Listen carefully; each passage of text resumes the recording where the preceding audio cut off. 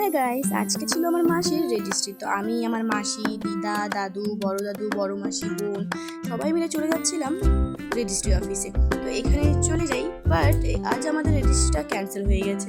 তার কারণ আমার মাসি মেহেন্দি করেছিল, মেহেন্দির কারণে ফিঙ্গারপ্রিন্ট বসেনি। তাই ওইখান থেকে বেরিয়ে আমরা চলে গিয়েছিলাম হলদিবাড়ির একটা বড় কালী মন্দিরে। সেখানে গিয়ে পুজো দিয়ে বড়দের কাছে আশীর্বাদ নিয়ে চলে গিয়েছিলাম রেস্টুরেন্টে।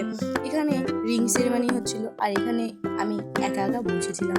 তার কারণ আমার এখানে কেউ পার্টনার ছিল না, আমি একা একাই গিয়েছিলাম, মাসিদের সাথে শুধু ঘোরাঘুরি করছিলাম। তো এখানে রিং সেরেমনি হচ্ছিল আর আমি বসে বসে দেখছি। এটা ছিল আমার মেসো, যখন মাসিকে ওয়াচ পরিয়ে দিচ্ছিল।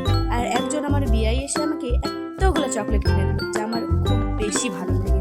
তারপরে আমরা চলে যাচ্ছিলাম খাওয়ার রুমে।